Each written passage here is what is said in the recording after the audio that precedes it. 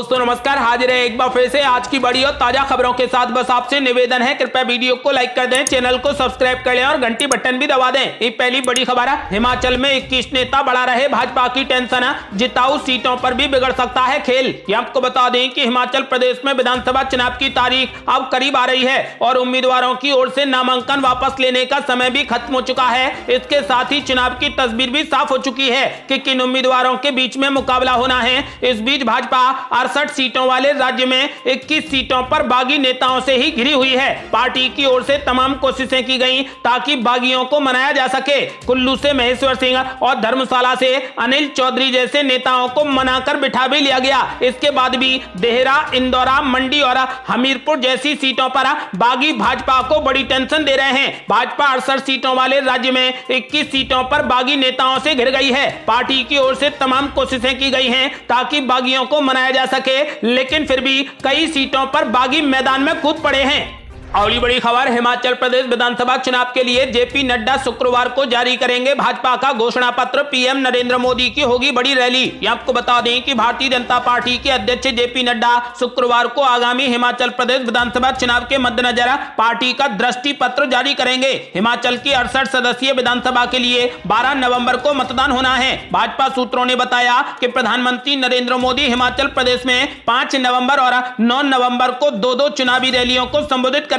प्रधानमंत्री शनिवार को मंडी और सोलन में रैलियों को संबोधित करेंगे। हिमाचल प्रदेश में फिलहाल भाजपा का शासन है और उसकी कोशिश राज्य में फिर से सरकार बनाने की है। हिमाचल में हर चुनाव में सरकार बदलने की पिछले कुछ दशकों से एक परंपरा रही है। हिमाचल प्रदेश में चुनावी बिसात बिछ चुकी है। हिमाचल में 1990 के बाद से कोई भी सरकार रिपीट नहीं हुई है। इसीलिए इस मिथक को तोड़ने के लिए बीजेपी की डबल इंजन की सरकार ने अपनी पूरी ताकत झोंक दी है। लेकिन इसमें सबसे बड़ा रोड़ा बीजेपी के ही बागी नेता बनते दिखाई दे रहे हैं। बीजेपी नेतृत्व जल्द ही इन बागी नेताओं को पार्टी से बाहर का रास्ता दिखाएगा। आपको बता दें कि हिमाचल प्रदेश की 14वीं विधानसभा की 68 सीटों का चुनाव काफी रोचक होता दिखाई दे रहा है, जहां बीजेपी डबल इंजन सरकार के विकास के दम पर फिर से भगवा फहराने का दावा कर रही है, तो वहीं उसके बागी नेता भी उसके लिए बड़ा सिरदर्द बढ़ाने का काम कर रहे हैं।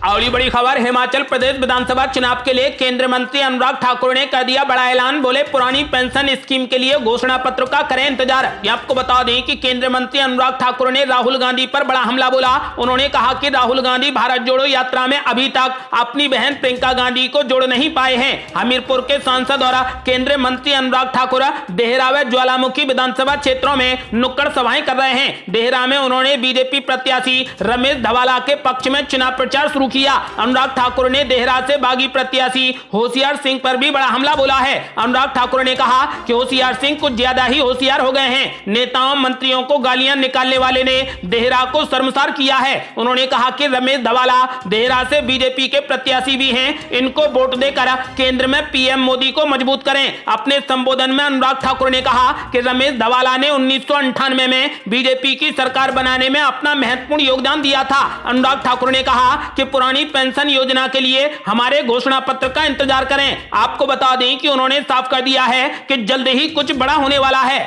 अगली बड़ी खबर, सचिन पायलट कैंप ने हाईकमान पर बनाया तगड़ा दबाव। कहा 1 या 2 दिन की बात कही थी, महीना बीता, अब जल्द लो एक्शन। आपको बता दें कि राष्ट्रीय अध्यक्ष के चुनाव के दौरान राजस्थान कांग्रेस में बवाल कुछ शांत हो गया था, लेकिन अब शांति के बाद फिर से तूफान उठता दिख रहा है। सचिन पायलट खेमे ने एक बार फिर से मोर्चा संभाला है और अशोक गहलोत समर्थक विधायकों पर बड़े एक्शन लेने की मांग कर दी है। एक तरफ सचिन पायलट ने अशोक गहलोत गुट की बगावत याद दिलाते हुए कहा कि मुख्यमंत्री को माफी मांगनी पड़ गई थी, तो उनके समर्थक राजेंद्र गुड्डा ने जल्दी मुख्यमंत्री बदलने की मांग दोहराई। उन्होंने कहा कि केसी वेणुगोपाल ने 1 या 2 दिन में मुख्यमंत्री को लेकर फैसले की बात कही थी, लेकिन 1 महीना हो गया है, अब तक कोई भी कदम नहीं उठाया गया है। सचिन पायलट खेमे के अचानक हमले तेज करने से राजस्थान कांग्रेस में फिर से टकराव की नौबत आ सकती है। पूर्व उप मुख्यमंत्री ने तो अशोक गहलोत की मंशा पर ही सवाल उठा दिए। अशोक गहलोत की ओर से पीएम नरेंद्र मोदी की तारीफ और फिर बदले में प्रशंसा पाने पर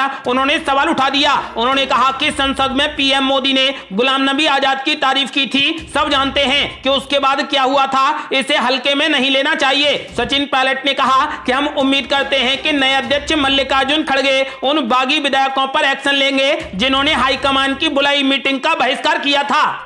अगली बड़ी खबर, मल्लिकार्जुन खड़गे ने राहुल गांधी को बताया प्रधानमंत्री पद का उम्मीदवार। असदुद्दीन ओवैसी ने बोला जोरदार हमला। ये आपको बता दें कि कांग्रेस अध्यक्ष मल्लिकार्जुन खड़गे ने 2024 के लोकसभा चुनावों में राहुल गांधी की प्रधानमंत्री पद के उम्मीदवार के रूप में वकालत की है। उनके इस बयान को लेकर AIMIM प्रमुख असदुद्दीन ओवैसी ने हमला बोला है। ओवैसी ने बुधवार को कहा कि कांग्रेस को अभी ये पता नहीं चल पाया कि 2014 और 2019 के आम चुनावों में वो इतनी बुरे तरीके से कैसे हार गई। AIMIM प्रमुख ओवैसी ने राहुल गांधी पर निशाना साधते हुए पूछा कि अगर राहुल गांधी अपने अमेठी के निर्वाचन क्षेत्र को छोड़कर वायनाड लोकसभा सीट से चुनाव लड़ने गए तब क्या मैंने उनके लिए ऑक्सीजन बंद कर दी थी। ओवैसी ने कहा कि 2014 के लोकसभा चुनाव में उनके आंकड़े 50 से नीचे आने पर उनके लिए ऑक्सीजन किसने बंद की थी। AIMIM नेता ओवैसी ने कांग्रेस पर अहंकारी और जमीनी हकीकत से अनजान होने का आरोप लगाया। असदुद्दीन ओवैसी की यह तीखी टिप्पणी कांग्रेस अध्यक्ष मल्लिकार्जुन खड़गे के बीते दिन हैदराबाद में दिए गए बयान के बाद आई है। कांग्रेस का अध्यक्ष बनने के बाद अपने पहले सार्वजनिक संबोधन में मल्लिकार्जुन खड़गे ने कहा कि कांग्रेस राहुल गांधी के नेतृत्व में गैर भाजपाई सरकार देगी। अगली बड़ी खबर, मुख्यमंत्री ममता बनर्जी ने पुल हादसे पर जताया गहरा दुख। कहा मोरबी घटना पर अपराधियों पर कार्रवाई करे ED और CBI। ये आपको बता दें कि गुजरात के मोरबी में हुए पुल हादसे ने देश और दुनिया को झकझोर कर रख दिया। दुनिया भर के लोगों ने इस पर गहरा दुख जताया है तो देश के बड़े नेताओं ने इसको राजनीतिक रूप न देने का आह्वान किया है। वहीं मोरबी घटना पर मुख्यमंत्री ममता बनर्जी ने कहा कि मैं इस पर कोई भी टिप्पणी नहीं करूंगी क्योंकि लोगों की जिंदगी राजनीति से ज्यादा महत्वपूर्ण है। साथ ही उन्होंने कहा कि मैं मृतकों और उनके परिवारों को संवेदना व्यक्त करती हूं। कई की मौत हो चुकी है और कई अब भी लापता हैं। मोरबी की घटना की जांच के लिए सुप्रीम कोर्ट के तहत एक न्यायिक आयोग बनाया जाना चाहिए। उन्होंने कहा कि मोरबी की घटना में शामिल अपराधियों के खिलाफ ED और CBI कार्रवाई क्यों कर रहे हैं, वे तो केवल आम लोगों के खिलाफ कार्रवाई करते हैं। जवाबदेही तय होनी चाहिए। साथ ही उन्होंने कहा कि मैं प्रधानमंत्री नरेंद्र मोदी के बारे में कुछ भी नहीं बोलूंगी क्योंकि ये उनका राज्य है। मैं राजनीति के बारे में कुछ नहीं बोलूंगी। आपको बता दें कि नागरिकता कानून का मुद्दा गुजरात में फिर से उठा है। इस पर बोलते हुए पश्चिम बंगाल की मुख्यमंत्री ममता बनर्जी ने कहा कि हम इसके पूरे तरीके से खिलाफ हैं और हम नागरिकता कानून का विरोध करते हैं। भाजपा गुजरात चुनाव के कारण यह बड़ा खेल खेल रही है। अगली बड़ी खबर, मल्लिकार्जुन खड़गे का बड़ा ऐलान। बोले भारत जोड़ो यात्रा एक मूक क्रांति ला रही जो राजनीतिक परिदृश्य को बदल देगी। यहाँ आपको बता दें कि कांग्रेस के नए राष्ट्रीय अध्यक्ष मल्लिकार्जुन खड़गे ने बुधवार को कहा कि पार्टी की भारत जोड़ो यात्रा एक मूक क्रांति ला रही है जो राजनीतिक लैंडस्केप को बदल देगी। मल्लिकार्जुन खड़गे ने बुधवार को पदयात्रा शुरू करने से पहले भारत यात्रियों के साथ बातचीत की। आपको बता दें कि कांग्रेस के नए राष्ट्रीय अध्यक्ष मल्लिकार्जुन खड़गे ने ऐलान कर दिया है कि भारत जोड़ो यात्रा एक मूक क्रांति ला रही है जो राजनीतिक परिदृश्य को बदलकर रख देगी।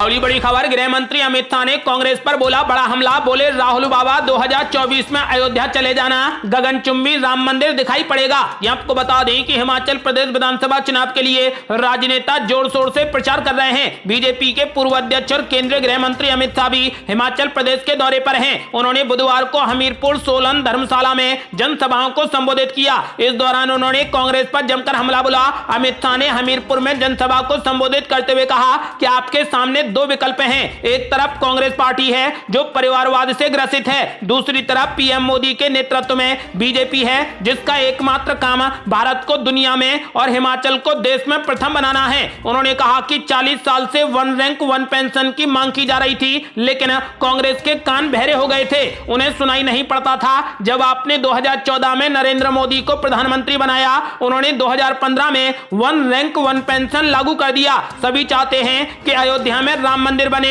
लेकिन तुष्टीकरण की राजनीति के कारण कांग्रेस पार्टी राम मंदिर बनाना नहीं चाहती थी। वो कहते थे मंदिर वहीं बनाएंगे लेकिन तिथि नहीं बताएंगे। राहुल बाबा तिथि चली भी गई और 2024 में अयोध्या चले जाना, गगनचुंबी राम मंदिर वहां पर दिखाई पड़ेगा। अमित शाह ने कहा कि हिमाचल में आयुष्मान भारत के तहत 4 लाख परिवारों को 5 लाख तक का मुफ्त इलाज मिल रहा है। 60 साल तक सरकार चलाने के बाद भी, 4 पीढ़ी तक सरकार चलाने के बाद भी माताओं बहनों को शौचालय नहीं दे पाए थे। आज हिमाचल के हर घर में पीएम मोदी और मुख्यमंत्री जयराम ठाकुर ने शौचालय बनवाने का काम किया है। 7 लाख परिवारों को मुफ्त में अनाज देने का काम मोदी सरकार ने किया है। 9 लाख से अधिक किसानों को सालाना 6,000 रुपए उनके खाते में भेजने का काम किया है। 8,76,000 परिवारों को घर में नल से जल पहुंचाने का काम किया है। आपको बता दें कि अमित शाह ने इसके बाद धर्मशाला में जनसभा को संबोधित किया। उन्होंने यहां कहा कि कांग्रेस के राहुल बाबा तो धर्मशाला आएंगे नहीं, लेकिन उनकी पार्टी के लोग जरूर आएंगे।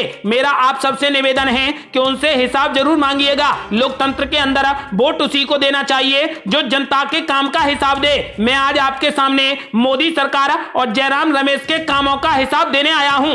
अगली बड़ी खबर, दिल्ली में झुग्गी झोंपड़ी वालों को मिले पक्के मकान। पीएम नरेंद्र मोदी की मौजूदगी में 500 लोगों को सौंपी गई चाबी। यहां आपको बता दें कि पीएम नरेंद्र मोदी ने आज दिल्ली के कालकाजी इलाके में रहने वाले 500 लोगों को पक्के मकान की चाबी सौंप दी। पीएम नरेंद्र मोदी ने कहा कि आज सैकड़ों लाभार्थियों को घर की चाबी मिल रही है। कालकाजी एक्सटेंशन के पहले फेज में 3,000 घर बनकर तैयार हैं। बीते 7 दशक में हमारे शहर विकास से दूर रहे। शहर में भेदभाव और असमानता है। आज देश सबका साथ सबका विकास के मंत्र पर चल रहा है। आज देश में गरीब की सरकार है। आज गरीब केंद्र बिंदु पर है। दिल्ली की झुग्गियों में रहने वाले सबसे गरीब तबके के लोगों को आज जहां झुग्गी वहीं मकान के तहत उन्हें उनका फ्लैट दिया जा रहा है। दिल्ली के कालकाजी में 3,024 फ्लैट बनाए गए हैं। प्रधानमंत्री नरेंद्र मोदी की उपस्थिति में आज करीब 500 लोगों को फ्लैट की चाबी सौंप दी गई है।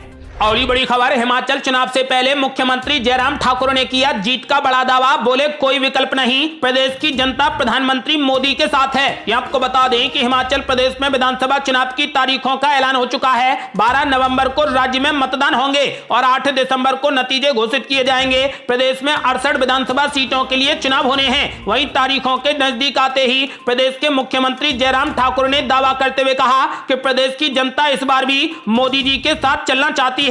जयराम ठाकुर ने कहा कि हमारी बड़ी स्पष्ट मान्यता है कि कभी ना कभी परंपरा बदलती है और जब रिवाज बदलने की बात है तो उससे साफ है कि पूरा देश मोदी जी के साथ चलना चाहता है। उन्होंने कहा कि हिमाचल की जनता इस बार भी मोदी जी के साथ चलना चाहती है।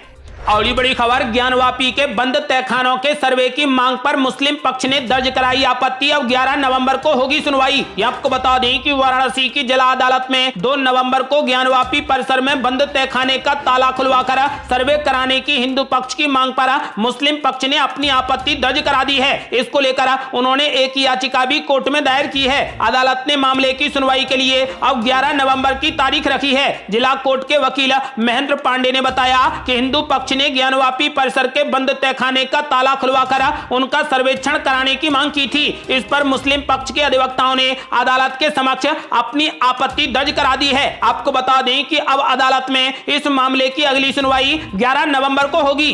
अगली बड़ी खबर, लद्दाख को पूर्ण राज्य बनाने की मांग, सड़कों पर उतरे लोग, 2 संगठनों ने किया प्रदर्शन। ये आपको बता दें कि केंद्र शासित प्रदेश लद्दाख को राज्य का दर्जा दिलाने की मांग को लेकर बुधवार को 2 संगठनों लेह एपेक्स बॉडी और कारगिल डेमोक्रेटिक अलायंस ने प्रदर्शन किया। प्रदर्शनकारी भारतीय संविधान की 6ठी अनुसूची की तर्ज पर संवैधानिक सुरक्षा उपायों, प्रारंभिक भर्ती प्रक्रिया और लेह और कारगिल के लिए संसद में अलग सीटों की मांग भी कर रहे थे। प्रदर्शन के दौरान वक्ताओं ने भारत सरकार से देरी करने की रणनीति को रोकने और लद्दाख के लोगों की शिकायतों को सुनने का आग्रह किया। वे डेमोक्रेसी बहाल करो, जुलूम और जबर बंद करो जैसे नारे भी लगा रहे थे। अगली बड़ी खबर, संजय राउत की बड़ी मुश्किलें, न्यायिक हिरासत 14 दिनों के लिए और बड़ी जमानत याचिका पर पीएमएलए कोर्ट ने फैसला रखा सुरक्षित। ये आपको बता दें कि शिवसेना नेता और सांसद संजय राउत को अभी तक राहत नहीं मिली है। वो मुंबई की पात्रा चौल घोटाले के मामले में जेल में बंद हैं। मुंबई की पीएमएलए कोर्ट ने उनकी न्यायिक हिरासत को अब 14 दिनों के लिए और बढ़ा दिया है। हालांकि कोर्ट ने उनकी जमानत याचिका पर फैसला अभी सुरक्षित रख लिया है। ये थी अब तक की बेहद बड़ी खबरें। आपका क्या मानना है, इस बार हिमाचल प्रदेश में किस पार्टी की सरकार बनने जा रही है? अपनी राय हमें वीडियो लाइक कर कमेंट बॉक्स में जरूर दें। यदि आपने अभी तक हमारे चैनल को सब्सक्राइब नहीं किया है तो कृपया चैनल को सब्सक्राइब कर घंटी बटन जरूर दबा दें। जल्दी मिलते हैं बड़ी अपडेट के साथ, तब तक के लिए जय हिंद, जय भारत।